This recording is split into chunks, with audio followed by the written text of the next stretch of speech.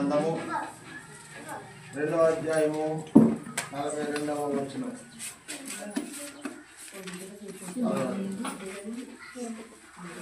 వీరు అపోస్తలుల బోధయందును సహవాసమందును రొట్టె విరుచుట యందును ప్రార్థన చేయుట యందును ఎడతెగక ఉండిరి. దేవుడు పరిశుద్ధ వాక్యాన్ని దీవించును గాక. ఆమేన్. చిన్న ప్రార్థన చేసుకుని వాక్యం పడిపోదామండి. మహోన్నతుడైన మా తండ్రి, మా ప్రియ పరలోకపు రాజ్యానికి వందనాలు. ఇదిగో అపోస్తలుల కార్యముల గ్రంథము 2వ అధ్యాయము నాయనా, ఇదిగో తండ్రి 41వ వచనము. ఆ ఒక్క వచనములో ఉన్నటువంటి అనేకమైన సంగతులు నాతో మాట్లాడి నాయనా యొక్క ఆత్మ సంబంధమని యొక్క పరిసరిగా దినదినము నానాటికి విస్తరించబడి దీవించబడినట్లు ఈ పరిశుద్ధాత్మ తోడుగా ఉంచమని మగరేడనేసు నామములో నీ దాల్చడం కొద్ది నిమిషాలు ఈ శిలువ చెంతను మరుగుపరిచి నోటికి కోరగా చేసుకుని మాతో మాట్లాడమని మగరేడని యేసు నామములో ప్రార్థించి స్తుతించి వేడుకుంటున్నాం పరలోకపు తండ్రి. ఆమేన్. ఆమేన్. దేవునికి స్తోత్రం. అందరం శ్రద్ధగా వాక్యం ఉందామండి. అది దయవుంచి పిల్లలు అవన్నీ కూడా మాట్లాడవద్దు, స్పష్టంగా కొద్ది మాటలు విందాం. ఈ యొక్క దినము మనం చదువుకున్నటువంటి వాక్యాన్ని అపోస్తలుల యొక్క కార్యములు గ్రంథము. అపోస్తలులు అనగా మనకంటే ముందు యేసు ప్రభు చనిపోయిన తర్వాత శిలువలో ప్రాణం పెట్టి మృత్యుంజయుడై పరలోకం వెళ్ళిన తర్వాత తన శిష్యులకు అప్పగించినటువంటి పని వారు కొనసాగిస్తూ ఎలాంటి సహవాసం కలిగి ఉన్నారు, వాళ్ళు ఎలాంటి విశ్వాసాన్ని వాళ్ళు కలిగి ఉన్నారనేటువంటి విషయాలను మనం ఈరోజు నేర్చుకోబోతూ ఉన్నాం. దేవునికి స్తోత్రం. హల్లెలూయా. ప్రియమైనటువంటి వాళ్ళారా, ఈ యొక్క సహవాసము అనేకులు లోకం నుండి పాపము నుండి విడిపించబడి విమోచించబడి ప్రభు యొక్క రక్తం చేత కడగబడి ఆయన ఇంటిలోనికి చేర్చబడి అనేకులు ఒక సహవాసంగా ఏర్పడ్డారు. ఇప్పుడు మనం ఎలాగైతే కూర్చున్నాం ఇక్కడ, వాళ్ళు కూడా అనేకులు ఆ విధంగా వాక్యానికి లోబడి ప్రభు నమ్ముకొని పరిశుద్ధాత్మ చేత నింపబడి వీరందరూ కలిసి ఒకే భావంతో ప్రార్థనలు చేయడం ప్రారంభించారు. అదే మాటలు ఇక్కడ మనం చూస్తూ ఉన్నాం. ఆది అపోస్తలుల కాలంలో ఆనాడు సంఘము ఎలాగుంది, ఈనాడు సంఘాలు ఎలాగ ఉంటున్నాయనేటువంటి విషయాన్ని మనము గమనించాలి. ప్రియమైన వారిలాగా మనం లోకం వైపు చూడద్దు. ఇంతవరకు మనం ప్రార్థన చేసాం. దైవికంగా పరసంబంధమైన ఆలోచనలతో మనం ప్రతి మాటని ఆలోచన చేద్దాం. వీళ్ళందరూ కూడా పరిశుద్ధుల సహవాసముగా ఏర్పాటు పడ్డారండి. దేవుని యొక్క వాక్యాన్ని విన్నారు, దేవుని సన్నిధిలో ప్రార్థన చేశారు. విశ్వాసంతో వీళ్ళందరూ వాళ్ళు ఒకే చోట కూడుకుని ఎడతెగక ఏం చేశారన్న వాళ్ళు ప్రార్థన చేస్తూ ఉన్నారంటే, ఎడతెగని ప్రార్థన వాడు అంటే సహవాసంలో కలుషితం అనేటువంటిది లేకుండా కలుషితం లేనటువంటి మనస్తత్వాలు కలిగినాడు. అపోస్తలులందరూ కలిసి ఐక్యత కలిగి ప్రార్థన చేసేవారు. అదే సహవాసం ఇక్కడ మనకు కనపడుతుంది. ఇది ఏ సహవాసం అంటే ఆత్మ సంబంధమైన పరిచర్య సహవాసము అనొచ్చు. ఆత్మ సంబంధమైన సహవాసం ఉంది. లోక సంబంధమైన సహవాసాలు కావు, లోక సంబంధమైనటువంటి ఈ యొక్క సంఘాలు కావు. కానీ ఇది దేవుని యొక్క స్వరక్షణ నుంచి సంపాదించుకున్నటువంటి సంఘము. ఇది ఆత్మ సంబంధమైన సంఘము, సహవాసము. సంఘం అనగా సహవాసము. మనమందరం ఏమైనప్పుడు సహవాసాన్ని కలిగి ఉన్నాం. సహవాసం అనగా సాంగత్యం మనకి అన్ని కూడా ఒకటే. భాషను మార్పు కాకుండా మనమందరము యేసుక్రీస్తు నామములో సాంగత్యాన్ని కలిగి జీవిస్తూ ఉన్నాం. దేవునికి స్తోత్రం. అయితే ఇక్కడ మన దేవుని యొక్క వాక్యంలో మనం చూసినప్పుడు అపోస్తలుల యొక్క బోధయందు అని రాయబడి ఉంది. ఇక్కడ చదవ మొట్టమొదటి మాట వీరు అనగా ఇక్కడ ఉన్నటువంటి వ్యక్తుల గురించి దేవుడు మాట్లాడుతున్నాడు. వీరు వారు అంటున్నాడు. వారు అనగా బయట లోకంలో ఉన్నటువంటి వారు, వీరు అనగా మనం ప్రభు సన్నిధిలోకి ప్రభు యొక్క స్వరత్వం కనబడి ఇంట్లో ఉన్నటువంటి మనము. వీరు ఏమై ఉన్నారంటే వీళ్ళు అపోస్తుల యొక్క బోధ యందు నిలిచి ఉన్నారండి. మొట్టమొదట దేవునికి స్తోత్రం. హల్లెలూయా. దేని యందు నిలిచి ఉన్నారు వీళ్ళు? ఆనాడు కూడా అనేక రకమైన బోధలు ఉన్నాయి, అనేక మంది సేవకులు ఉన్నారు, కానీ వాళ్ళు ఆ విధంగా లేరు. కానీ ఇక్కడ మనం చూసినప్పుడు ఏం కనపడుతుందంటే వీరు అపోస్తుల బోధ యందు. పుస్తకం ఇక్కడ నువ్వు చదువుతావు, కూర్చో. అక్కడ ఏది పుస్తకం దాకా ఇచ్చింది? ఏం చెప్తున్నామా? ఏం చేశారు? ఎవరు పోతున్నారంట? అపోస్తుల బోధ విన్నారు. అపోస్తులు అనగా దేవుని చేత ఏర్పరచబడినటువంటి సేవకులు. ఇంకొక పుస్తకం చూపిస్తాం, జాగ్రత్త గమనించండి. ఇది దీని మీద ఫోటో కనపడుతుంది చూడండి. ఇది ఏం ఫోటో? ఇది సరిగ్గా చూడండి. ఇది అందరూ ఏ ఫోటో అమ్మా?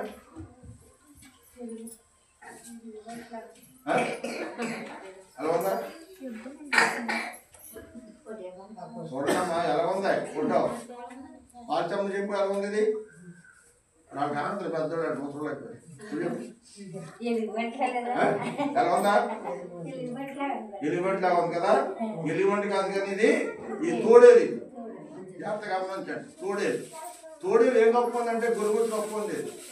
తోడేలు అయినేమో గుచ్చంతనేమో గొరి చర్మము, లోపల దాని మొఖమేమో తోడేలు మొఖం. దీని యొక్క అర్థం ఏంటంటే చాలా మంది ఇప్పుడు దుర్బోధకులు ఎలా ఉన్నారంటే పైకి భక్తి పరివారు వలె ఉన్నారు, కానీ లోపల ఉన్నటువంటి తోడేలు యొక్క స్వభావాన్ని కప్పుపుచ్చుకొని గొర్రె పొచ్చితో కప్పుకొని తోడేలు స్వభావాన్ని కలిగి ఉంటున్నారు. అంటే యేసుక్రీస్తు దీని గురించి ఎందుకు చెబుతున్నాడంటే దీనిని ఉరి తీసి చంపేటువంటి రోజు దగ్గర పడ్డది. అర్థమైందా మీకు? తోడేలుని చంపకపోతే గొర్రెలను ఏం చేస్తుంది? ఇది తినేస్తుంది. గొర్రెలను ఎవరో మనమే దేవుని యొక్క స్వరక్తం ఇచ్చి సంపాదించుకున్న గొర్రెలను ఈ గొర్రె పొచ్చు కప్పుకున్నటువంటి తోడేలు ఏం చేస్తుందంట? ఒక్కొక్క గొర్రెని తినేస్తుంది. ఈ గొర్రె పొచ్చు కప్పుకున్న తోడేలు ఎవరంటే దుర్బోధకులు లేదా దొంగ బోధకులు. పొట్టగూటి కోసము సేవకు వచ్చేటువంటి దొంగ బోధకులు అనమాట. దేవునికి స్తోత్రం. ఇలాంటి బోధకుల మాట విని మన సత్యాన్ని విడిచిపెట్టి అసత్యాన్ని కానీ ప్రయాణం చేసామనుకోండి, వాడితో పాటు మనం కూడా అక్కడికి వెళ్ళిపోతాం. ఎలవలసినోడికి మానేసి వేరే చోటకి వెళ్ళిపోతాం. అందుచేత మన యొక్క బోధ ఎలా ఉండాలంటే అపోస్తుల బోధ యందు నిలిచి ఉండాలంటండి. రకరకాల బోధలు ఉన్నాయి. ఇక్కడ తర్వాత ఇంకో మాట కనపడతా ఉంది కింద, దుర్బోధల మీద యుద్ధమని రాయబడింది పుస్తకం మీద. ఎందుకు ఈ విషయాన్ని మీకు చెప్తున్నానంటే కడవరి దినాల్లో మన విశ్వాసాన్ని జాగ్రత్త కాపాడుకోవాలి, మన భక్తిని జాగ్రత్త కాపాడుకోవాలి.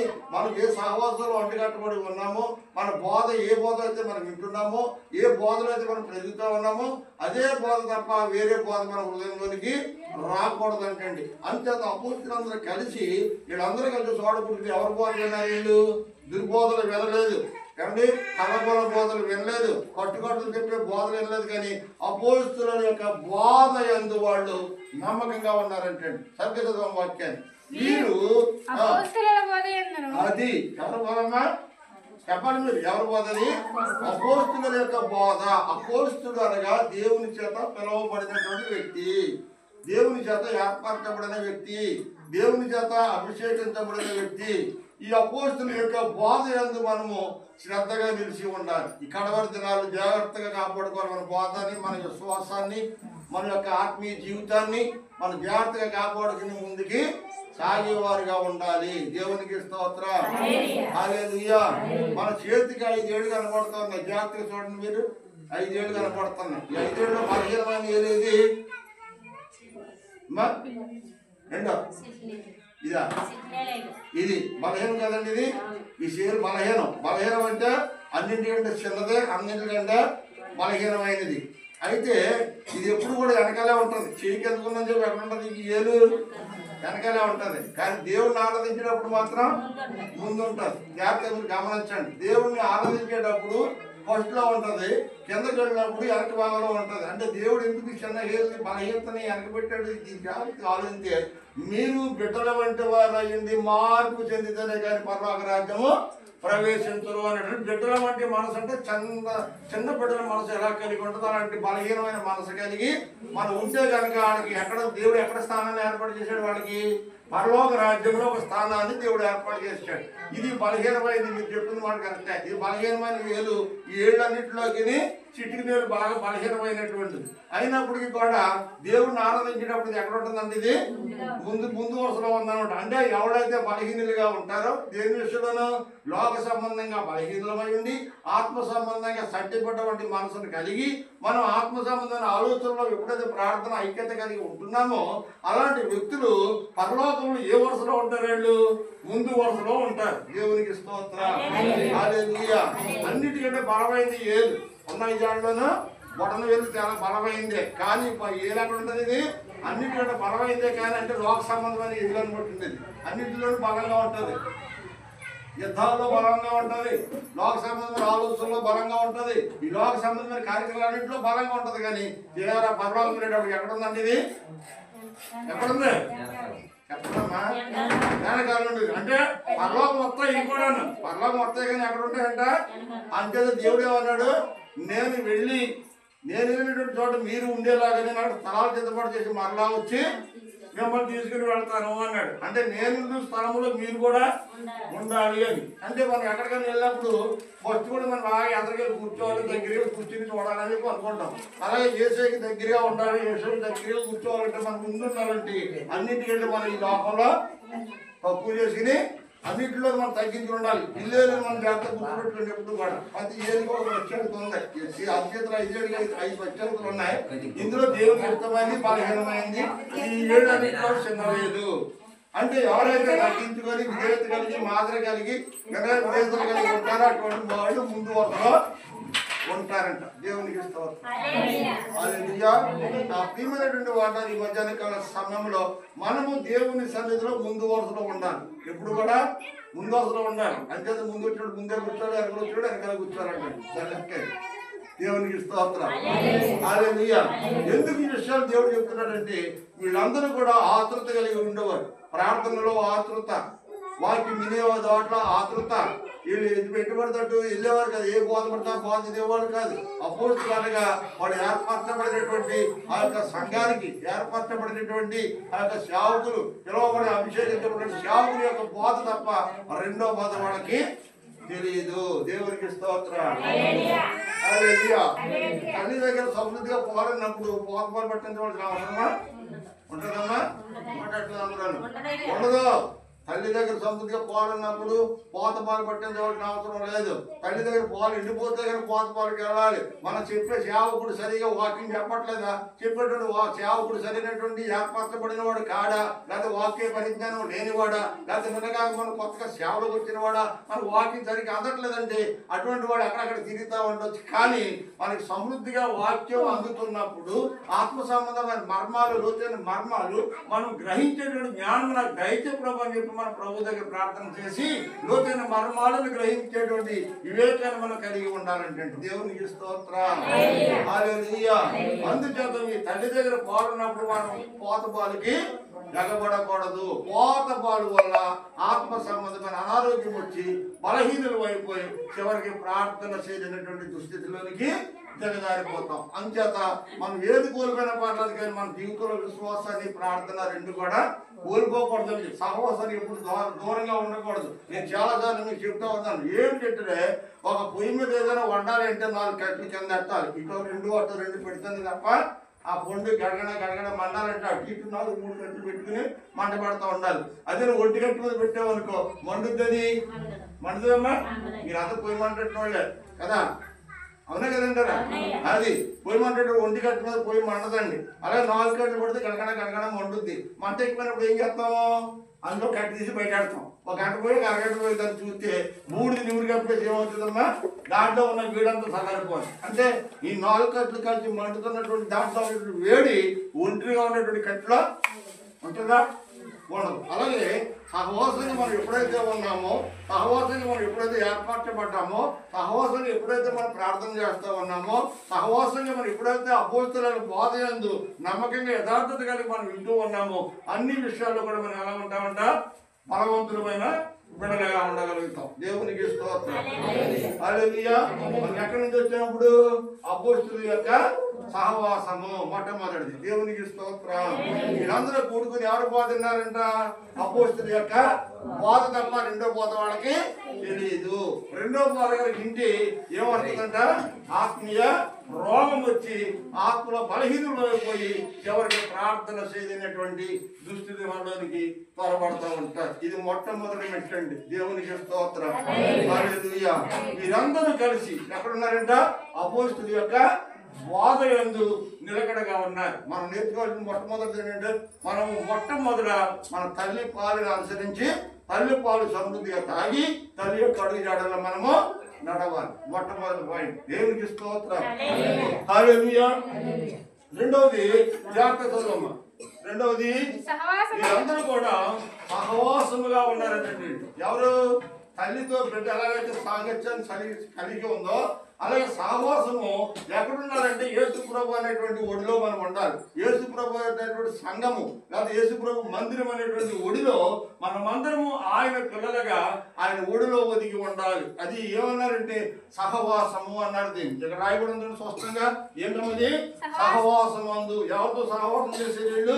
తన తండ్రి అయినటువంటి యేసుక్రీస్తుతో సహవాసం చేశారు. కానీ లోకంతో వాళ్ళు సహవాసం చేయాల. లోకంలో ఒకప్పుడు సహవాసం చేశారు. లోకస్తులతో ఒకప్పుడు కాంగ్రెస్ చేసి లోకస్తులతో ఒకప్పుడు అన్ని విధాలుగా జీవించినటువంటి వాళ్ళు ఇప్పుడు లోకానికి ఎప్పుడైతే విడిపోయి లోపలికి వచ్చారో ఇప్పుడు యేసుతో సాంగత్యం చేయడం మొదలెట్టారు. దేవునికి స్తోత్రం. హల్లెలూయా. రెండో మెట్టు ఎక్కారు. మొట్టమొదటి మెట్టు అపోస్తులు బోధ విన్నారు. రెండవ మెట్టు ఏంటంటే ఇక దేవుని సన్నిధి అయినటువంటి ఒడిలో వీళ్ళు సహవాసాన్ని కలిగి ఉన్నారు. దేవుని సన్నిధిలో అనగా తల్లి ఒడిలో ఉన్నటువంటి యక్షధనము బయట దొరుకుతుందండి. సంటిపెట్టకి దొరుకుతామా? దొరకదు.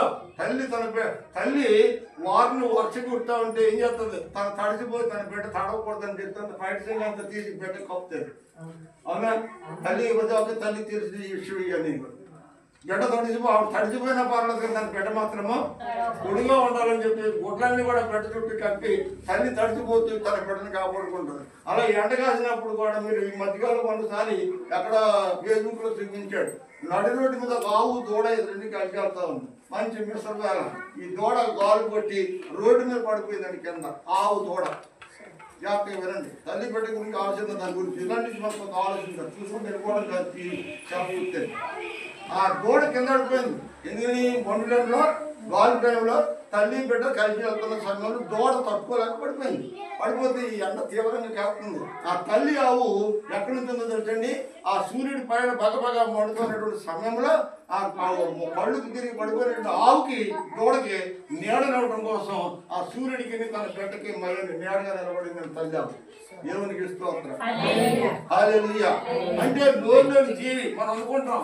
ప్రాణంలో నోరు లేదు దానికి ఏం చెప్పి మనం అనుకుంటాం. నోరు లేకపోయినా తన బిడ్డ పట్ల ప్రత్యేకత కలిగి ప్రేమను కలిగి తన బిడ్డ ఎండ తాగకూడదు. గాలితో పడిపోయింది అని చేత నా బిడ్డ కోసం నేను ఎండలో నాకు తగిన పర్లేదు, నా బిడ్డ మాత్రం క్షేమంగా ఉండాలని ఆవు ఏం చేసి తన బిడ్డని తన యొక్క నీడని ఆ దూడకి తగిలేటట్లు ఆవిడ ఎండకి అడ్డుగా నిలబడిందని కన్నా ఆ తల్లి అనేటువంటి ఆవు.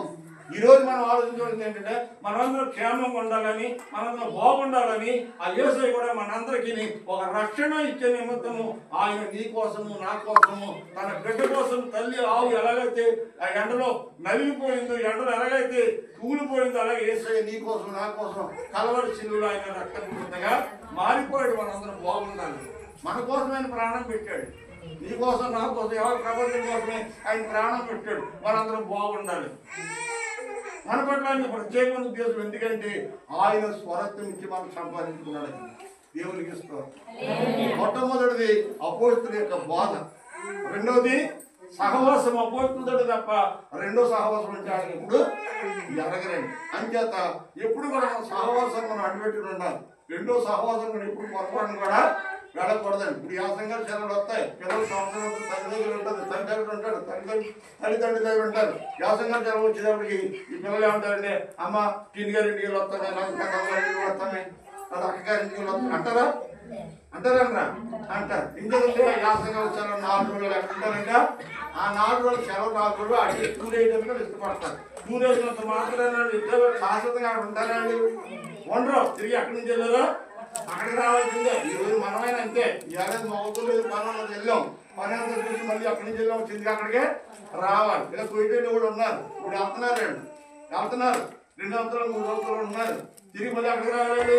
అక్కడి నుంచి అక్కడికి రావాలి. కానీ అక్కడ అన్ని పోవాలని చెప్పి అక్కడ ఉండగలుగుతున్నాడు. ఉండడం కుదురుతుందా?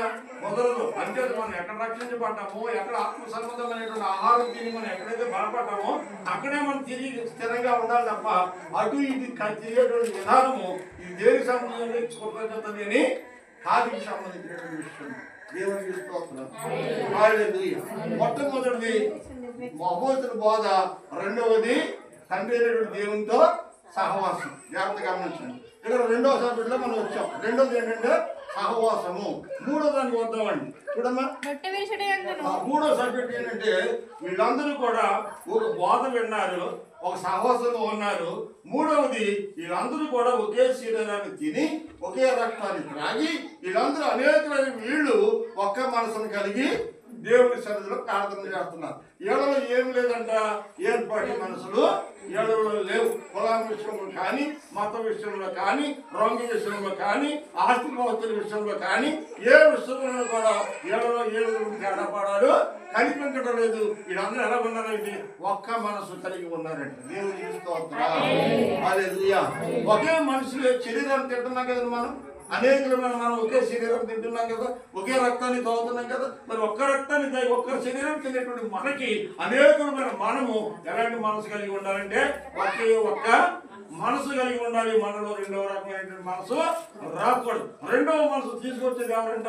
సత్తులు ఒక శాతాన్ని తీసుకొస్తా ఉంటాడు. ప్రియమైనటువంటి వారులారా, ఈ మూడవ మెట్లో మనం చూసినప్పుడు వీరందరూ కలిసి రొట్టె విరుచుటగా రాయబడి ఉందండి. ఏం రొట్టెది? ప్రభువైన యేసుక్రీస్తు యొక్క శరీరం అనే రొట్టు, ఆయన యొక్క రక్తం అనేటువంటి ద్రాక్షారసాన్ని వాళ్ళు తిని తాగి ఒక్క పద్ధతిలో ఉన్నారండి. దేవునికి స్తోత్రం. హల్లెలూయా. మొదటి మనం చూసినట్లయితే యేసు ప్రభు తెల్లారితే సిలువకు అప్పగించబడతాడు అనిపించుకొని 12 మంది శిష్యులు యేసు ప్రభు ఒకే చోట కూర్చొని రొట్టె ద్రాక్షారసము ఇది నేను ఇంకా మీకు చివరిసారిగా ఇచ్చేటువంటి విందని చెప్పారు. కన్నీరు కారుతూ శరీరం నలిగిపోతూ దుఃఖంతో వాడికి చివరి విందుకి అందుకే మనం చూస్తూ ఉన్నాం. ఆ చివరి గుడ్డల్లో ఉంటాయి ఏంటిది డ్రాయింగ్ వేసుకుని 12 మంది శిష్యులతో కూర్చొని విందు చేసేటువంటి ఫోటోలు కనపడుతుంటాయి మనకి. అది చివరి విందు అండి. చివరి విందు అని బాధపడుతున్నాడు. చివరి విందు అందరూ ఒకే మనసు కలిగి ఉన్నారు, కానీ ఒక యోధ మాత్రమే వేరే మనసు కలిగి ఉంది. ఒక యోధ మాత్రమే ఏర్పడి మనసు కలిగి ఉన్నది. ఆ యోధ ఏర్పడి మనసు కలిగి వచ్చాడన్న సంగతి యేసుకు తెలుసు. అయినా 30 రూపాయలకి యేసు ప్రభుని అనిపిస్తాడు. 30 రూపాయలు జ్ఞాపకం చేసుకుంటే ధనాపేక్ష సకల వేడికి మూల పెట్టాడు. దేనికి మూలం? దానికి ఇది లేదు. ధనాపేక్ష సకలమైన కీడులు తీసుకొచ్చేది డబ్బే. ఈ డబ్బు ఎంత ప్రమాదకరమో యోధాన్ని చూస్తే మనకు అర్థమైపోతుంది. శాశ్వతమైనటువంటి సహవాసాన్ని, పరిశుద్ధమైన సహవాసాన్ని, పరిశుద్ధమైన యేసుని ఉంచిపెట్టేసి 30 రూపాయలకి రాగమ్మా తన యజమానుడైనటువంటి యేసు కృష్ణ వేసుకున్నాడు. యేసు ప్రభుకి ఈ రోజు ఇతను నన్ను ఆ యొక్క శత్రువులకి అమ్ముతాడనే సంగతి యేసుకు తెలుసు. ఈ రోజుని మీలో ఒకరు నన్ను అప్పగించబోతూ ఉన్నారన్నాడు అన్నడా. ఈ రాత్రి మీలో ఒకరు నన్ను అప్పగించబోతా ఉన్నారు. వీళ్ళందరూ ఏమన్నారంటే నేనా నేనా నేనా అని ఒకళ్ళు ఆత్మ పరిశోధన చేసుకున్నారు. కానీ యోధ అంటున్నాడు అక్కడ బోధకుడా నేను కాదు కదా అని. ఇక్కడ వీళ్ళందరూ కూడా నేనా నేనా అన్నారు 11 మందిని. 12వాడు ఏమన్నాడు? బోధకుడా నేను కాదు కదా అన్నాడు. చిలికడాలు చేయవలసింది ఏదో చేసేయమన్నాడు. అంటే అదే మనసుతో 30 రూపాయలకి అమ్మేసి మనసుతో రొట్టెలో పాల్గొని పొంది వెంటనే సాతాను అటాక్ అయిపోయాడు.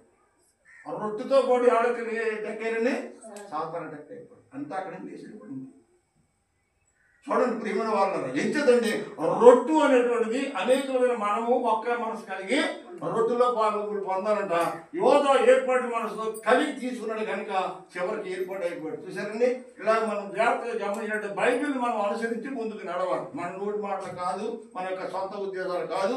బైబిల్ అలా చెప్తుందా లేదా వాక్యాన్ని చూసి వాక్యం జరిగి మనం ముందుకి నడవాలి. అంటే ఇప్పుడు దీని యొక్క అర్థం మూడో మెట్టులో మనకు ఉండవలసింది ఏంటంటే ఒకే మనసు అనగా యేసు ప్రభు అలాంటి మనసు కలిగి ఉన్నాడు, అలాంటి మనసు మనం కూడా కలిగి ఉండాలి. ఇది మూడవ మెట్టండి. 4వ దానికి వచ్చేద్దాం. దేవునికి స్తోత్రం. హల్లెలూయా. ఈ రోజు మనం సంస్కారాలను తీసుకుంటున్నాం కదండి.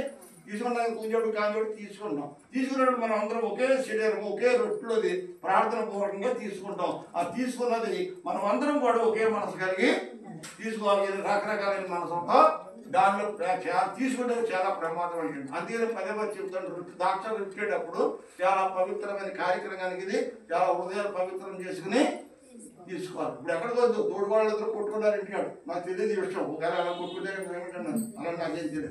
కొనుక్కుంటారు, కొట్టుకున్న తర్వాత ఇద్దరు కలిసి ఒకే సంఘంలో వాడు ఆయన ఒకే సంఘంలో వచ్చి రొట్టాలతో తీసుకునే ముందు ఏమైపోవాలి, ఇద్దరు సమాధానం పడిపోవాలి.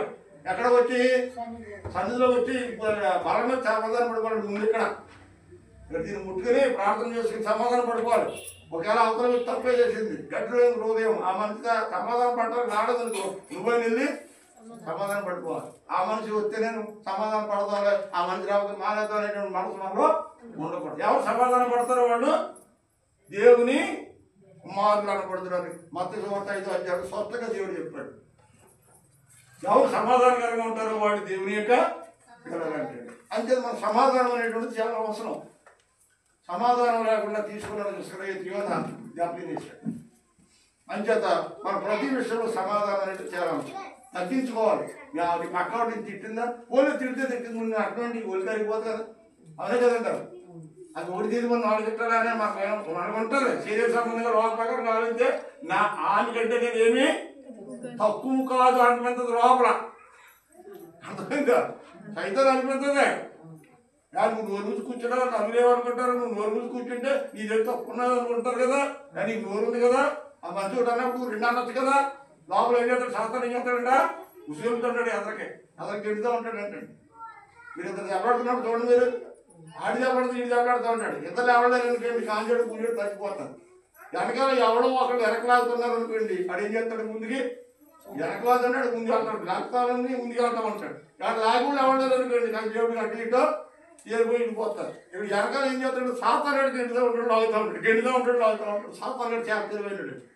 మనం చాలా తెలివితేటలు సాతానుడు మన మిమ్మల్ని చేపలు మమ్మల్ని కూడా పారేస్తాడు, ఊళ్ళో పడేస్తాడు. అంచేత దేవుడు జాగ్రత్త ఉండాలి, ప్రార్థన అనేటువంటి దాంట్లో జాగ్రత్తగా ఉండాలి. అంచేత వీళ్ళందరూ కలిసి ఏం చేయాలంట, మొట్టమొదటిది వీళ్ళందరూ కలిసి ఎలా ఉన్నారంటమ్మా, అపోస్తుల బాధ విన్నారు. రెండవది సహవాసంగా ఉన్నారు. మూడవది రొట్టె విడిచేటప్పుడు అందరూ కూడా సమాధానంగా ఒకే మనసు కలిగి తీసుకోవాలి. కానీ విరోధ భావంతో ఉండి మాత్రము సంస్కారాలతో తీసుకుంటే నష్టపోతాము ఎవరైనా సరే. అందరూ సమాధానంగా రొట్టె ఆరాధన తీసుకోవాలి. దేవునికి స్తోత్రం, హల్లెలూయా. అయితే 4వ రోజులో కూడా చూద్దాం. అమ్మ మంచిది,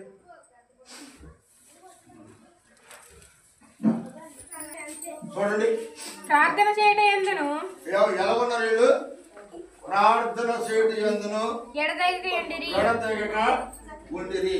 ఆశ లోపం పుట్టింది. ఇప్పుడు ప్రార్థన చేయాలనేటువంటి ఆశ కలిగి ఉన్నారంట. దేవునికి స్తోత్రం, హల్లెలూయా.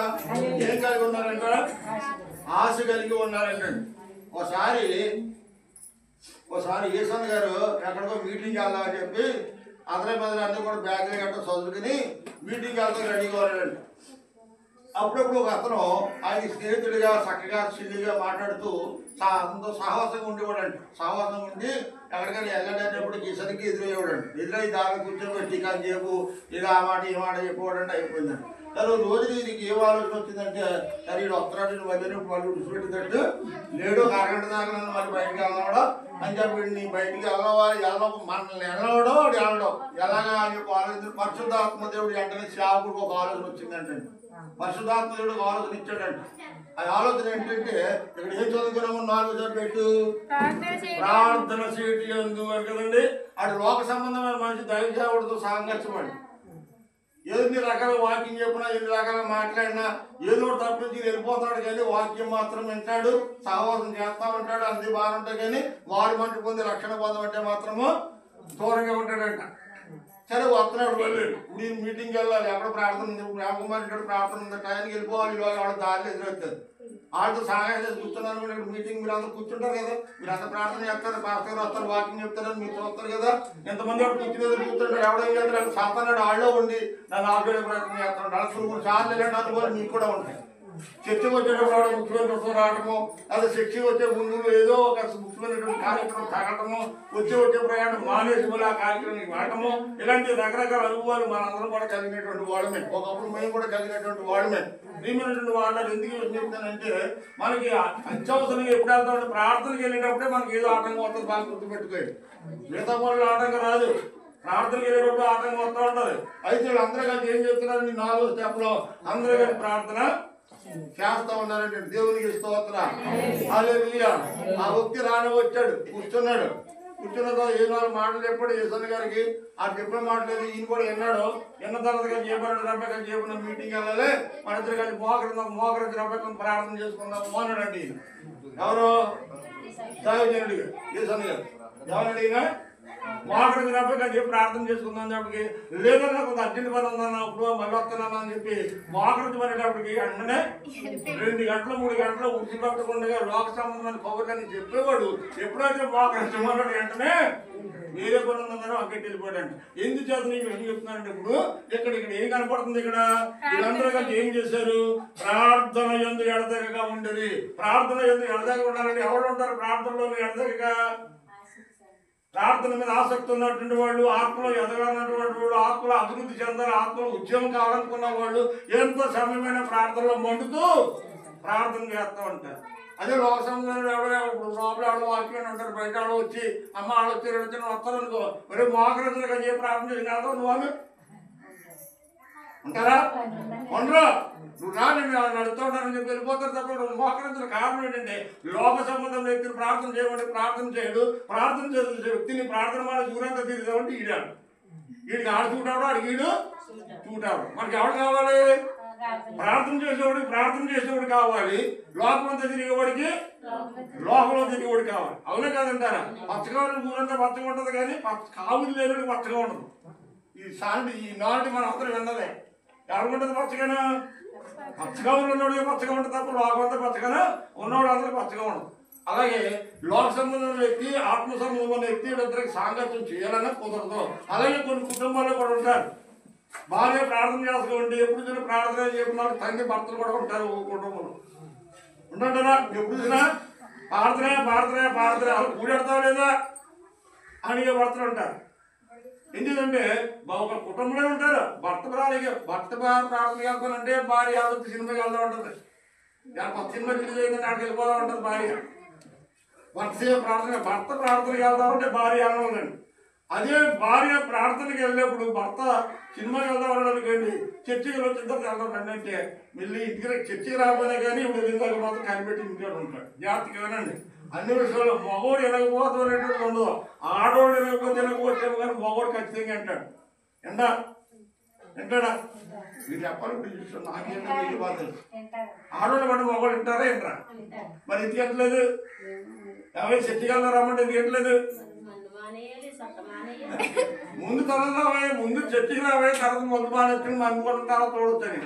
లేదనుకో, లేదా ఇద్దరు చేసి పట్టరా, నువ్వు ఒక సీస నేను సీస వేసుకుందాం, లేదనుకో ఒక సీస పట్టిన చిన్న కాపు వేసుకుందాం అనుకోను.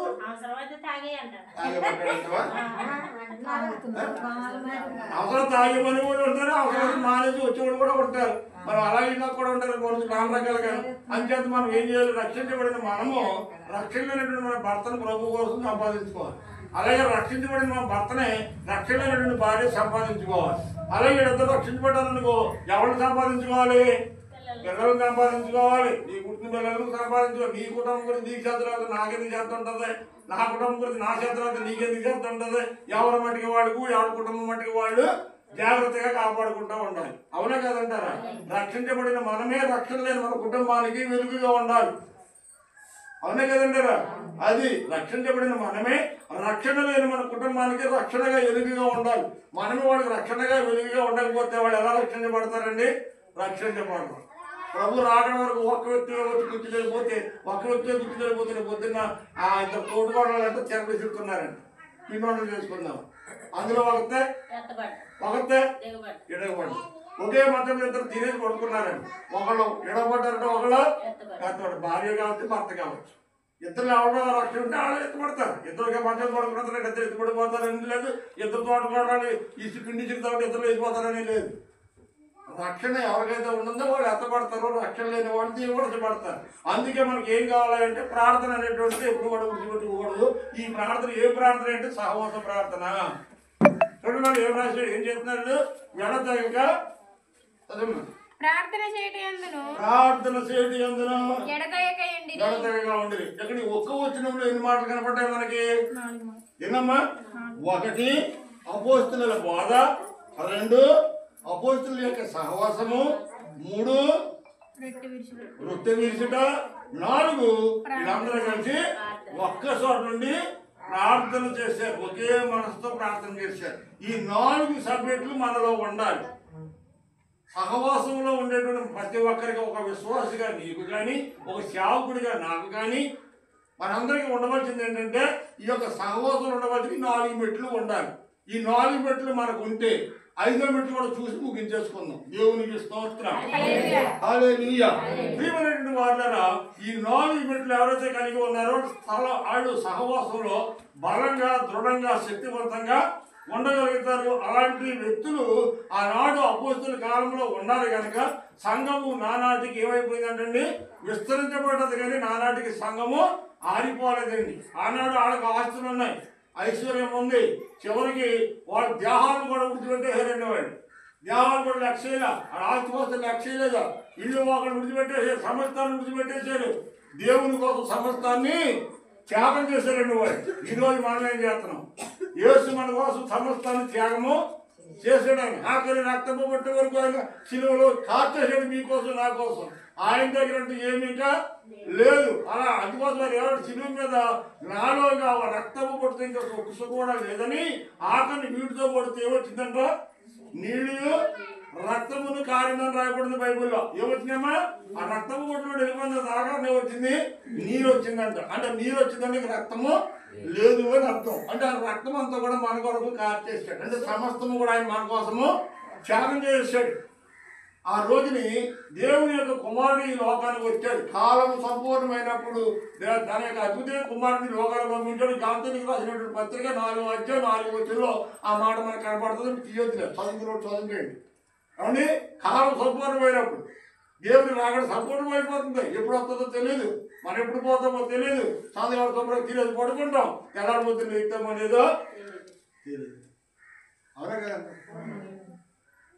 మనవంతులందరూ వెళ్ళిపోతున్నారు, బలహీనమైన మనమే ఆరాధన అంటారు కదా. సత్తబోధ మనం బతుకున్నాం. దేవునికి స్తోత్రం, హల్లెలూయా. నా ప్రియమైనటువంటి వారులారా, ఎందుకు విషయాలంటే ఈ 4 విశ్వాసులమైన మీకు కానీ సేవకులైన మాకు ఈ 4 సబ్జెక్టులు మనలో ఖచ్చితంగా కలిగి ఉంటాయి. ఈ 4, 1 అపోస్తుల బోధ, అంటే కలిసి లేని బోధ, తల్లి బోధ. రెండవది తల్లితో సహవాసం. ఎవరితోటి? తల్లితో బిడ్డకి సహవాసం. 3వది రొట్టె విరుచుట. రొట్టెనిగా కొంత తప్పడలు ఆయనకి తల్లి ఆయన చెప్తుంది, అన్నం ముట్టేస్తుంది కదండి. అమ్మమ్మో నానమ్మో ముట్టేస్తారు కదా. ఎవడో కూడా ముట్టించినప్పుడు ఏం పడతారు నోట్లో? అమ్మా ఏదో పెడతారు కదా, అన్నం ముట్టించినాడు, అన్నప్రసన్న చేస్తారు కదా. అదే ఇప్పుడు మనం తినేది అదే అన్నం. మనం చేసేది ఇప్పుడు అన్నప్రసన్న అన్నమాట. ఆ రొట్టె విరుచుట యందు ఎలా ఉన్నారంట? రొట్టె విరుచుట యందు ఉన్నారు, కలిసి ఉన్నారు. అలాగే 4వది ఏంటంటే ప్రార్థన యందు. ప్రార్థనలో ఎవరితో సాంగత్యం? అది తండ్రి అయిన దేవునికి, కుమారుడైన యేసుక్రీస్తుతో ఎలాగైతే సత్సంబంధాన్ని కలిగి ఉన్నారో, ఈ రోజుని యేసు ప్రభువుతో మనకి ఉన్నటువంటి సత్సంబంధాన్ని కలిగి ఉన్నదే ఈ ప్రార్థనా జీవితము. ఎవరైతే ప్రార్థనా జీవితాన్ని కలిగి ఉంటారో వారు ఎవరిని కలిగి ఉన్నట్టు? యేసు ప్రభువుని కలిగి ఉన్నట్టు. ప్రార్థన చేయడం అనగా మన కష్టాలు యేసు ప్రభువుకి తెలియజేసుకోవటం, దేవుడు వాక్యం వినడం అనగా ఆయన చెప్పింది మనము వినటము. పోనీ ఎప్పుడు విన్నట్టున్న మాట శుక్రవారం మీరు ఆయన చెప్పింది శుక్రవారం కదా, శుక్రవారం మీరు ఆయన చెప్పింది చేయండి, ఆయన చెప్పింది చేయండి. అక్కడ వాక్యాలు పాడు చేసుకున్నారు చాలా మంది. శుక్రవారం ప్రార్థన రావట్లేదు, మరి ఏ ఉద్యోగాలు కలుగుతారో తెలియదు కానీ శుక్రవారం ప్రార్థన రావట్లేదు చాలా మంది. చక్కని వాక్యాలు పాడు చేసుకుంటున్నారు. మళ్ళీ వస్తుందంటే రాదు. శుక్రవారం మంచి వాక్యాలు, అలాగే మంగళవారం మంచి వాక్యాలు, అంటే ఆదివారం మంచి వాక్యాలు. ఆదివారం కంటే మిగతా రోజుల్లో వాక్యం తాయితీగా వినడానికి అవకాశం ఎక్కువగా ఉంటుంది. దేవునికి స్తోత్రం. హల్లెలూయా. ఈ యొక్క మధ్యాహ్నకాల సమయం ప్రియమైన వాళ్ళరా, వీళ్ళు ఎలాంటి మనసు కలిగి ఉన్నారు కాబట్టి వాళ్ళని వాళ్ళు మర్చిపోయారంటండి. వాళ్ళని వాళ్ళు మర్చిపోయారు సంపూర్ణంగా. ఇది నాది అది నాది అనేటువంటి ఆలోచన వాళ్ళలో లేదు. ఇంకెందుకని ప్రభు నా కోసం సర్వస్వాన్ని ఆయన దారిపోసాడు కాబట్టి నేను సర్వస్వం ప్రభుకి అంకితమైపోవాలి, నా సర్వస్వం ప్రభుకి సజీవంగా సమర్పణ చేసుకోవాలి అనేటువంటి తీర్మానాలు కలిగి ఉన్నారండి. సమస్తము దేవుని కోసము అర్పించుకున్నారు. ప్రాణము ఆత్మయు దేహమును ప్రభువానికి అర్పించి, ప్రాణము ఆత్మ దేహము మూడు సజీవంగా దేవునికి సమర్పణ చేసుకున్నారు నానాడు వాడు. ఈ రోజున మనం కూడా అలా కలిగి ఉంటే వాళ్ళ జీవితంలో కలిగిన మేలు మన జీవితంలో కూడా కలిగి ఉంటాయి. అది ఏంటో ఒకసారి 5వ విషయాన్ని కూడా చూసేసి ముగించుకుందాం. దేవునికి స్తోత్రం. హల్లెలూయా. 5వ విషయం ఏంటో ఒకసారి చూద్దామా? అపోస్తలుల కార్యముల గ్రంథము 4వ అధ్యాయము 34-35 వచనాలు చదువుకుందాం. భూములైనను ఇండ్లైనను కలిగిన వారందరూ వాటిని అమ్మి అమ్మిన వాటి వెల తెచ్చి అపోస్తలుల పాదాల దగ్గర పెట్టుచూ వచ్చిరి. జాగ్రత్తగా మీరు గమనించాలి. వాళ్ళకి ఇళ్ళు ఉన్నాయి, ఏమన్నాయంట? ఇళ్ళు ఉన్నాయి, పొలాలు ఉన్నాయి, ఆస్తిపాస్తులు మనకనే. వాళ్ళు కూడా మనకంటే ఎక్కువ కలిగిన వాళ్ళే. కానీ వాటి చివరికి వాళ్ళ విశ్వాసం బలమయ్యేటప్పటికి యేసు ప్రభు ముందు నాకున్నదంతా పెంటతో సమానంగా ఎంచుకున్నారండి. వాళ్ళు దేవుని కంటే ఎక్కువ వాళ్ళకి ఆస్తిపాస్తులు ప్రేమించలేదు. దేవుని కంటే ఎక్కువ వాళ్ళ బంధువుని స్నేహితులను ప్రేమించలేదు. దేవుని కంటే ఎక్కువ ఈ లోకంలో దేవుని ప్రేమించకపోగా తామే సజీవ యోగములో దేవునికి సమర్పించుకోవడమే కాకుండా తమకున్నది సమస్తము కూడా నా యేసు వరకు ఖర్చు పెట్టి నా యేసు వరకు నేను ఏదో చేయాలనేటువంటి తపనతో వాళ్ళకున్న ఇల్లు అమ్మేశారంటండి, వాళ్ళకున్న పొలాలు అమ్మేశారంటండి. ఎలాంటి భక్తి కలిగి ఉన్నారో ఒకసారి చూడండి. పొందుదారి అమ్మా, భూములైనను కలిగిన వారందరూ వాటిని అమ్మి అమ్మిన వాటిని యొక్క వెల డబ్బు పట్టుకొని అపోస్తలుల యొక్క పాదముల యొద్ద వాటిని పెట్టుచు ఆత్మ సంబంధమైన ఆహారాన్ని ఐక్యత కలిగి చేశారండి. అంటే ఇందులో ఉన్నవాడని కానీ లేనుడని కానీ, ఆస్తిపాస్తులు ఉన్నవాడని కానీ ఆస్తి లేనుడని కానీ, కులం ఎక్కువడని కానీ కులం తక్కువడని కానీ ఏమీ లేకుండా వాళ్ళు కలిగి ఉన్నదంతా కూడా ఏం చేశారంట? అమ్మి వేసి వెల పట్టుకొచ్చి ఎక్కడ పెట్టారంట? వాళ్ళు అపోస్తలుల పాదాల దగ్గర పెట్టారండి. ఆనాడు అపోస్తలుల యొక్క పరిచర్య ఆ విధంగా చేశారు. ఆనాడు అపోస్తలులు బోధనటువంటి విశ్వాసులు కూడా వాళ్ళకు ఉన్నది సమస్తం దేవుడి వరకు పరిచయం చేశారు. జాగ్రత్తగా గమనించండి.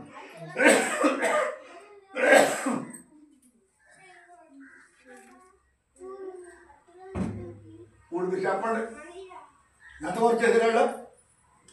ఎంతమ్మా? బైబిల్లో తీయండి, మీరు అందరూ బైబిల్లో చదవండి. చదవమ్మా. అపోస్తలుల కార్యం 4వ అధ్యాయం 36, 37 వరకు 34, 35 వచ్చినారు. వారు ప్రతివానికి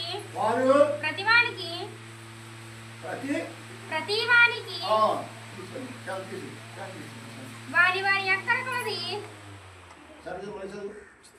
వారు ప్రతి వానికి అనగా అక్కడ ఆయన బోధనటువంటి ప్రతి ఒక్కరికి వారి వారి అక్కర కొలది వారి అక్కరల కొలది పంచిపెట్టిరి గనుక వారిలో ఎవరికి కొదువలేకపోయారు. ఏ విధమైనటువంటి దరిద్రము కానీ లేమి కానీ ఆకలి బాధలు కానీ లేకుండా, ఏ విధమైన కొద్దువు లేకుండా సమృద్ధిగా ఉండగలిగినట్టున్నారు. దేవునికి స్తోత్రం. ఉన్నారా? దరిద్రంగానే ఉంచారు. ఏం రాయబడింది అక్కడ? చెప్పండి. వాళ్ళు ఎందుకు సమృద్ధిగా భోజనం చేయగలిగారు, ఎంతగా వాళ్ళు సమృద్ధిగా సంతోషంగా ఉండగలిగారంటే వాళ్ళకున్నది వాళ్ళదని అనుకోకుండా వాళ్ళకి కలిగిన సమస్తము కూడా అమ్మి దేవుని పాదాల దగ్గర దేవుని పాదాల దగ్గర పెట్టారు. వాళ్ళకు ఉన్నదాన్ని అట్టుకొచ్చి దేవుని పనిలో ఖర్చు పెట్టారండి. వాళ్ళు జాగ్రత్తగా వినండి.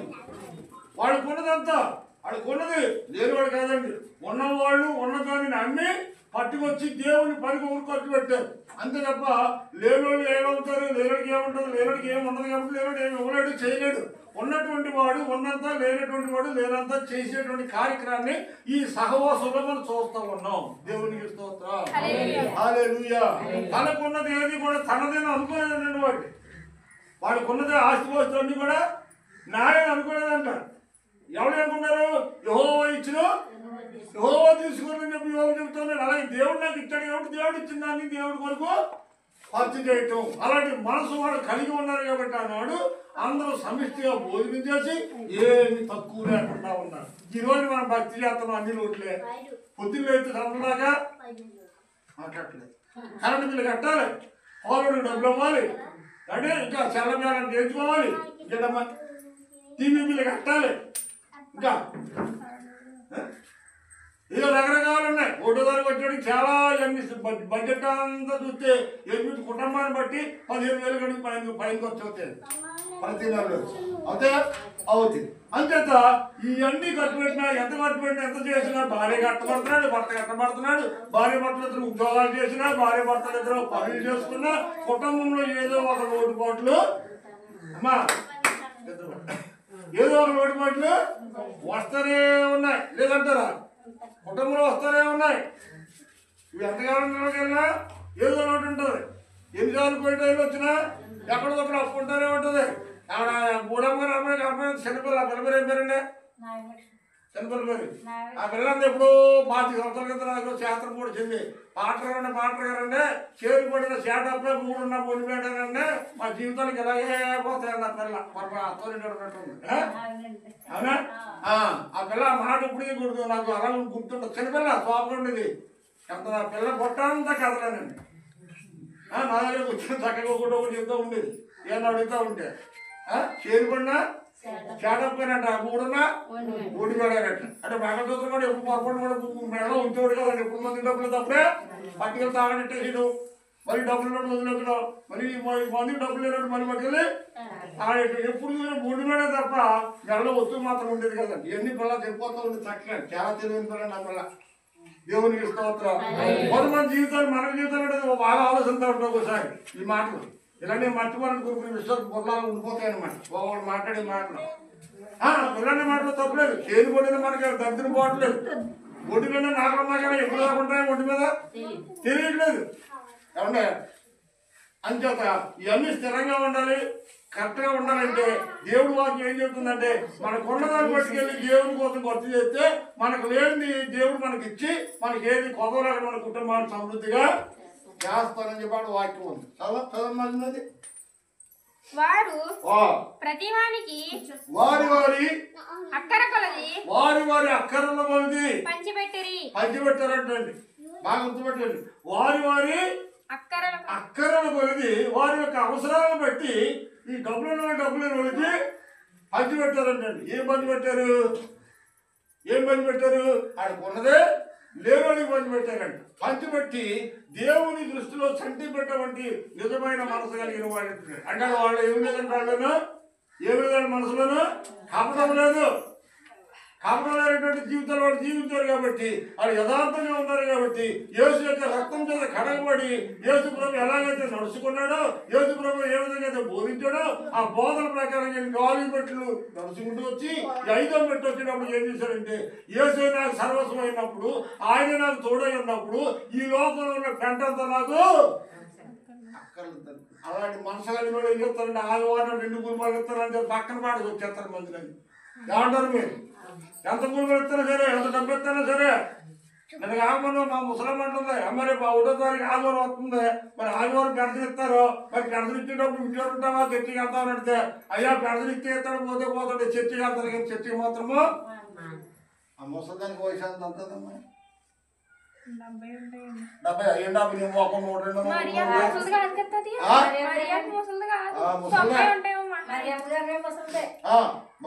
ముసలిదా సత్యం ముసలం కదా.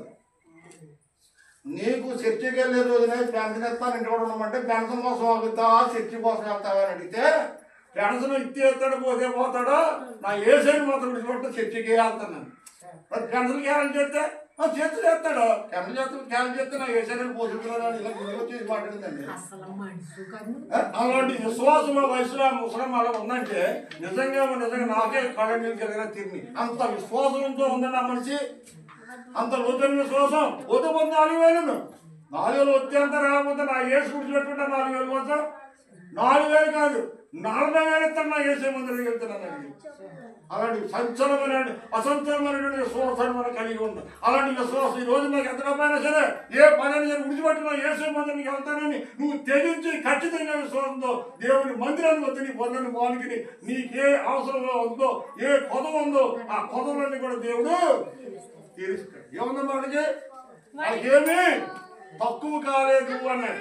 అన్నాడా వారి వారి అక్కల కొలది పంచిపెట్టిరి కనుక వారిలో ఎవరికి కొదువ లేదు అన్నాడు. అంటే కొదువు లేదంటే ఎవరికి కూడా అప్పులు కానీ అనారోగ్యం కానీ దరిద్రం కానీ లేకుండా అందరూ ఆయురారోగ్యాలతో సమృద్ధి ఆహారం తిని కూడు గూడు గుడ్డ ఊడు కలిగిన వారే ఉన్నారు. అర్థమైందా? ఏంటది? కూడు గూడు గుడ్డ. అర్థమైందా మీకు అందరికీ? తినడానికి తిండి, ఉండడానికి ఇల్లు, పట్టుకోవడానికి వస్త్రం. ఈ 3 కూడు గూడు గుడ్డ అంటారు. ఈ 3 దేవునికి స్తోత్రం. హల్లెలూయా. నా ప్రియమైన వారులారా, అలాంటి అపోస్తుల మనసు మనం కూడా కలిగి ఉంటే అలాంటి దేవుడు వాళ్ళను సమృద్ధిగా వచ్చిన దేవుడు మనల్ని కూడా సమృద్ధిగా మీరు నమ్మండి, విశ్వసించండి. వాళ్ళు నమ్మి విశ్వసించారు కాబట్టి దేవుడికి ఆయన చూశాడు.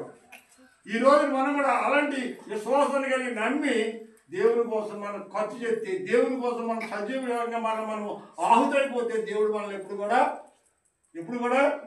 విడిచిపెడతాడు. కొవ్వొత్తు కూడా అంతే. మీరు 2-3 సార్లు చెప్తారు. కొవ్వొత్తు కరిగిపోతూ ఉంది, ఎరిగిస్తూ ఉంది.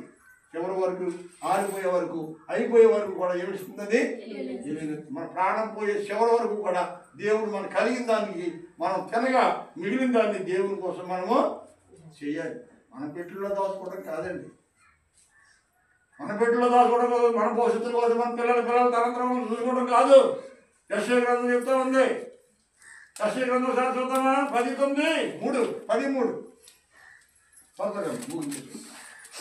యెషయా 13 చూడమ్మా సరే. చూడండి, దేవుని యొక్క రాకుండా ఉన్నాం, చాలా దగ్గరగా ఉన్నాం. దర్శన దినము దాకా ప్రభు రాకడ దినముందు దూరం నుంచి ప్రళయ దినము రేపు పొద్దున్న ఏమొస్తుందో, ప్రళయం ఏ రోజుకి వస్తుందో మనకు తెలియదు. దూరం నుండి వచ్చి ప్రళయ దినమున ఏం చేస్తారు? సహాయం పొందుటకు ఎవరి ఎదుగు పరిగెడతారు? సహాయం చేసేవాళ్ళు ఎవరుంటారు? మీ ఐశ్వర్యము దేవుని మందిరానికి మానేసి దేవుని పనులు దూరంగా ఉండి దేవుని పనులు చేయకుండా దేవునికి ఇవ్వకుండా దేవుని మనం దూరంగా ఉంటూ మనకు సంపాదించుకున్నదంతా మన తలపాల కింద బ్యాంక్ బ్యాలెన్స్లు పెంచుకొని ఎకరాలు 10 ఎకరాలు చేసుకుని బిల్డింగ్ 10 బిల్డింగ్లు చేసుకుని నువ్వెంత పెంచుకున్నా, ఎంత ఆస్తి పెంచుకున్నా, ఎంత ఐశ్వర్యం పెంచుకున్నా రేపు ఆయన రాకడ దినమందు ఆ ప్రళయ దినమందు అకస్మాత్తుగా వస్తుంది. అకస్మాత్తుగా వచ్చినప్పుడు అప్పుడు నువ్వు సంపాదించిన ఐశ్వర్యం అంతా ఎక్కడ దాచుకున్నా మన దగ్గర సమాధానం ఉంటే దేవుడు తెలియజేయండి. ఈ విషయంలో నువ్వెక్కడ దాచుకుంటావు నీ ఐశ్వర్యం. ఆ సమయానికి కావాల్సింది ఏంటో తెలుసా?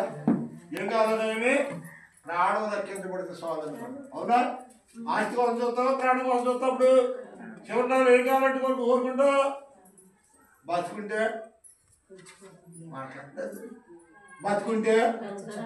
బతుకోవడం తిరిగి తిని బతకొచ్చు కదండి. అంచేత బ్రతకడం కోసం ప్రయాసపడతాం కదా. ఇప్పుడు దాకా మనం డబ్బు కోసం ప్రయాసపడి ఆ టైం వచ్చేటప్పటికి దేనికోసం అంట? ప్రాణం. అందుకే దేవుడు అన్నాడు, సర్వలోకాన్ని సంపాదించి తన ప్రాణం పోగొట్టుకోవడానికి ఏ ప్రయోజనము. అందుకని దేవుడు మనకి ఇచ్చాడు. దేవుడు ఇచ్చిన దాంట్లో మనం కొంత దేవుడి కొరకు ఖర్చు చేయాలి. అపోజిట్ సమస్తాన్ని ఇచ్చాడు. మిమ్మల్ని సమస్తం మిమ్మల్ని అమ్మట్లేదు, వాకింగ్ చూస్తున్నాను అంతే. అని అర్థమైందా? దేవునికి స్తోత్రం. హల్లెలూయా. కనీసం సమస్తం అమ్మకపోయినా న్యాయ ప్రకారం మనకి ఇవ్వాల్సిందన్న దేవుడికి ఏంటది న్యాయ ప్రకారం ఇచ్చేది? 10వ వంతు న్యాయ ప్రకారంగా దేవుడికి ఇచ్చేది. ప్రథమ ఫలం న్యాయ ప్రకారంగా నువ్వు న్యాయం ఉంటే దేవుడు కూడా న్యాయంగానే చేస్తాడు. అప్పుడు మనకి ఏది కూడా తక్కువ. మనం తక్కువ రావడానికి ప్రధానమైన కారణాలు ఏంటంటే మనము దేవుని విషయంలో సంకుచితమైనటువంటి మనస్తత్వాన్ని కలిగి ఉంటున్నాం. ఆనాడు అపోస్తలులు అలా లేరు కనుక అది సమష్టిగా అన్ని కూడా సమృద్ధిగా ఉన్నారు. ఈ రోజు మనం దేవునికి ఇచ్చే విషయంలో మనం వెనకాడుతున్నాం కాబట్టి, దేవుడు చేసే విషయంలో వెనకాడుతున్నాం కనుక మనకు అన్ని కూడా లోటుపాట్లే కనపడతాం. దేవునికి స్తోత్రం. వాక్యాన్ని ముగిస్తున్నాను. ప్రియమైన వాళ్ళరా, ఈ మధ్య సమయంలో 5 మెట్లు జాగ్రత్తగా గమనించండి. ఆఖరిగా మరొక మాట్లాడాలని చెప్తాను. ఈ యొక్క 35 వచ్చిన సార్ చూడమ్మా. 34, 35 అయిపోయిందా? అయిపోయిందా? అయిపోయింది. 34, 35 అయిపోయింది కదా. అయితే ఒకసారి 37 కూడా చదువు. ఇతడు భూమి గలవాడయుండి దానిని అమ్మి దాని వెల తెచ్చి అపోస్తలుల యొక్క పాదముల యొద్ద పెట్టెను. అతను భూమి కలిగినవాడు, వెలగలిగిన వాడు అని చేత అతను భూమిని అమ్మి ఆస్తిలో ఉన్నటువంటి ఆస్తులకు వచ్చి ఎవరు ఎక్కడెట్టాడంట? ఎక్కడెట్టామా? మీరందరూ చెప్పండి. స్టేట్ బ్యాంక్ లో పెట్టాడా? ఆంధ్ర బ్యాంక్ లో పెట్టాడా? గోదావరి బ్యాంక్ లో పెట్టాడా? ఏ బ్యాంక్ లో పెట్టాడు? అది అపోస్తుల పాదాల దగ్గర పెట్టారు కానీ మిగతా బ్యాంకుల్లో పెట్టలేదండి. అంటే అపోస్తుల పాదాల దగ్గర ఎందుకు పెట్టారంటే ఏళ్లలో కర్మాసం లేకుండా ఉన్నవాళ్ళు లేనివాళ్ళు అందరూ ఉపయోగకుండా ఒంటికి అందరూ సమిష్టిగా భోజనం చేశారు. వాళ్ళు అలాగే కరువు వచ్చిందా? సమిష్టిగా భోజనం చేయడానికి గల కారణం ఏంటంటే పవిత్రమైన హృదయము మనసు మనలో ఉంటే, మంచి మనసు, ఏసైకి కలిగిన మనసు మనం కూడా కలిగి ఉంటే దేవుడు మనకు అన్ని విషయాలు కూడా అపోస్తులకు సమృద్ధిని ఇచ్చిన దేవుడు మనకు కూడా సమృద్ధిని ఇస్తాడంటారా? ఇవ్వడంటారా? ఖచ్చితంగా ఇస్తాడు. అందరూ అడగడమేమి లేదు. అది ఇవ్వకపోవడానికి మనం పొందకపోవడానికి ప్రధానమైన కారణం ఏంటంటే ఈ అపోస్తుల దగ్గర ఉన్నటువంటి 5 లక్షణాలు మన దగ్గర లేనందువలన. ఉన్నందువలన లేనందువలన? లేనందువలన. అందుకని 5 సబ్జెక్టు మనం కలిగి ఉన్నాం. మొట్టమొదటిది ఒక్కొక్కరు చెప్పండి. మొట్టమొదటిది అపోస్తుల బోధ, అంటే కల్తీ లేని బోధ. రెండవది ఒకే సహవాసము. రెండో సహవాసానికి ఎప్పుడు కూడా పొరపాటు వెళ్ళటము ఎరగరు. మూడవది రొట్టె విరుచుట. నీ యొక్క సహవాసంలో క్రమము తప్పకుండా ఎన్ని పనులున్నా సంవత్సరానికి 12 నెలలు 12 రొట్టె విరుచు కార్యక్రమాలను ఖచ్చితంగా పాల్గొని పొందాలి. దేవునికి స్తోత్రం. నాలుగవది ఎడతెగక ఏం చేశారు? వాళ్ళు ప్రార్థన చేశారు. ప్రార్థనకి రావట్లేదు ఏంటంటే ఏదో ఒక సాకు మనం చెప్పి తప్పించుకోకూడదు. దేవునికి స్తోత్రం. నిజంగా రాలేని పరిస్థితిలో ఉన్నవాళ్ళు రాకపోయినా పర్వాలేదు కానీ రాగలిగి ఉండి కూడా మనం వేర్లేని పనులు చేసుకొని ప్రార్థనకు రాకపోతే దీని యథార్థత అంటారా, మోసం అంటారా?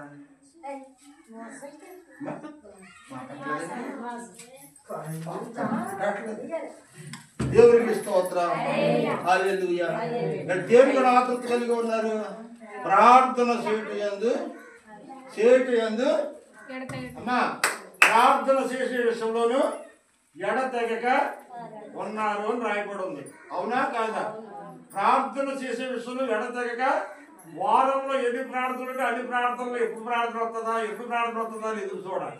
ఎప్పుడు మంగళవారం వస్తుందా ప్రేమ కుమార్ ఇంటికి వెళ్దామా, ఎప్పుడు మంగళవారం వస్తుందా ఆడింటికి వెళ్దామా, ఎప్పుడు శుక్రవారం వస్తుందా చర్చికి వెళ్దామా, ఎప్పుడు ఆదివారం వస్తుందా ఆరాధనకి వెళ్దామా అనేటువంటి ఆతృత మనలో ఏముండాలి?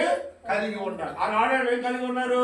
వాళ్ళందరూ కలిసి ఒక్కచోట కూడుకొని ఎడతెరిపి లేని ప్రార్థన చేశారు అని రాయకూడదు. అవునా? తినేసిన తర్వాత ఎడతెరిపి లేకుండా పడుకుని నిద్రపోయారని ఉందా? మాట్లాడలేదు. తినేసిన తర్వాత ఏమవుతుంది? కునికిపోట్లు వస్తాయి కదండి. ఇప్పుడు నాకు కునిపోట్లు వస్తాయని ప్లాన్ అవుతాను. నిజాన్ని బట్టలు తడిసిపోయింది మొక్కంటే కారణం చేపట. దేవునికి స్తోత్రం. హల్లెలూయా.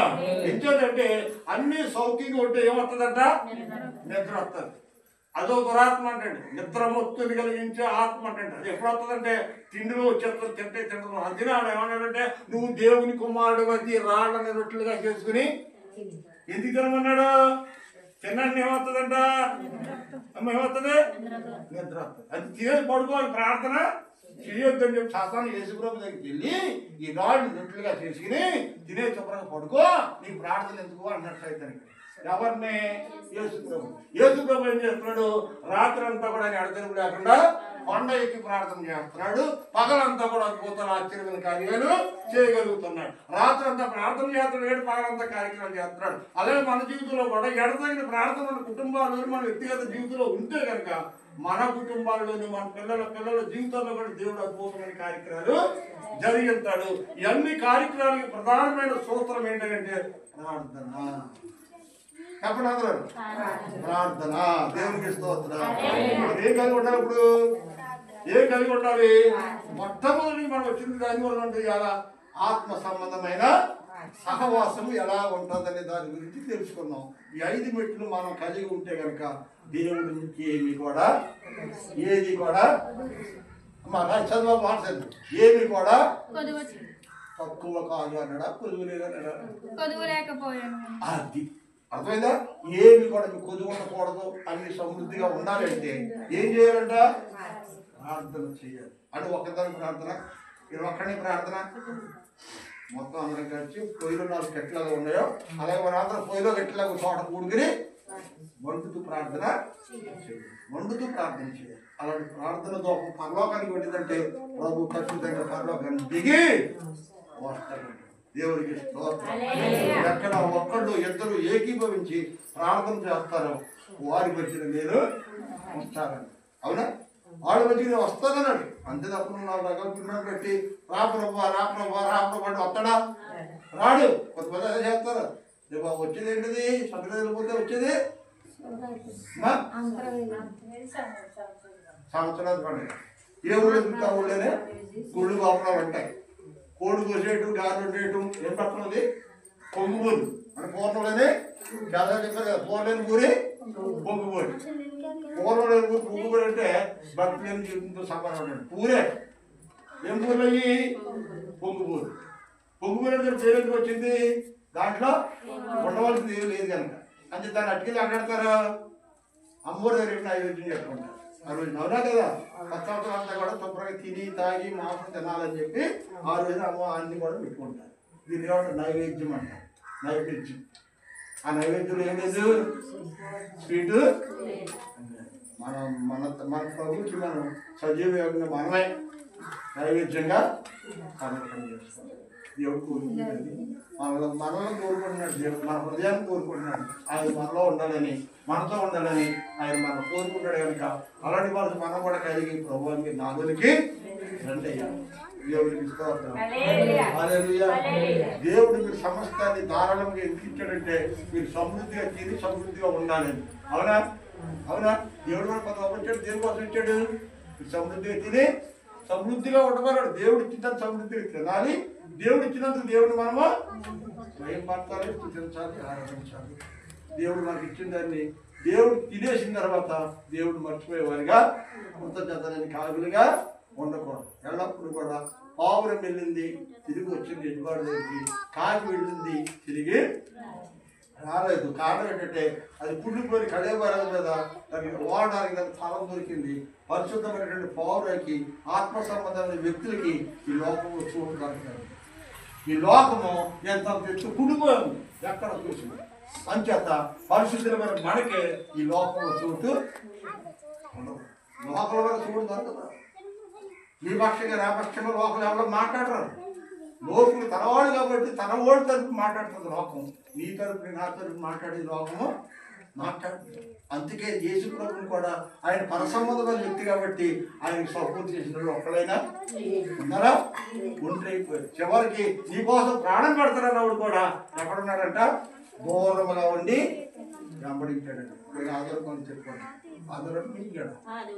ఆదరణ చేతులు దూరంగా ఉండి యేసు అని చెప్పి దూరంగా ఉంటే మనం చాలా ప్రమాదాలు ఎదుర్కోలేదు. సాతాను దగ్గరికి పోతాం. దేవుడికి దూరం ఎప్పుడైతే అయ్యామో సాతాను దగ్గరికి పోతాం. దేవుడికి ఎప్పుడైతే దగ్గర అయ్యామో సాతాను మనకు దూరంగా అని చెప్తాం. ఎవరి దూరమే పడలేదు కానీ దేవుడికి దూరం కాకుండా, సహవాసానికి దూరం కాకుండా మనమందరము సమిష్టిగా ఒకే మనసు, ఒకే ఆత్మ, ఒకే గురి కలిగి ప్రభుల ముందు సాగిపోదాం. అలాంటి కృపా పరిశుద్ధాత్మ దేవుడు మనము అనేకమైన తీసుకురావాలి. కానీ మనం పొరపాటు కూడా వేరే చోటకే వెళ్ళకుండా మన సంఘాన్ని మనం విస్తరింప చేసుకుని అభివృద్ధి చేసుకునే బాధ్యత రక్షించబడిన మనందరి మీద దేవుడు ఒక బాధ్యతను పెట్టాడు. ఆ బాధ్యతని అనగా మన యొక్క కర్తవ్యాన్ని మన జాగ్రత్త కాపాడుకుంటూ దేవుడు ఎవరికి ఏ బాధ్యత అప్పగించాడో ఆయా బాధ్యతలు ఎవరి బాధ్యతలు వాళ్ళని నెరవేర్తిస్తే సంఘం రారాటికి ఏమవుతుందంటే విస్తరించబడుతుంది, అభివృద్ధి చెందుతుంది, ఆశీర్వదించబడుతుంది. సంఘం ఆశీర్వదించబడితే మనమందరం కూడా ఆశీర్వదించబడతాం.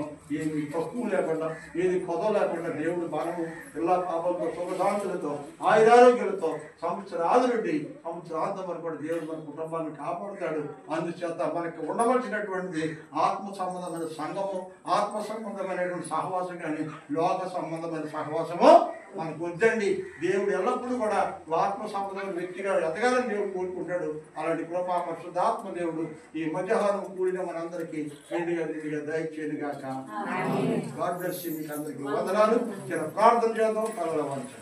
ఓకే.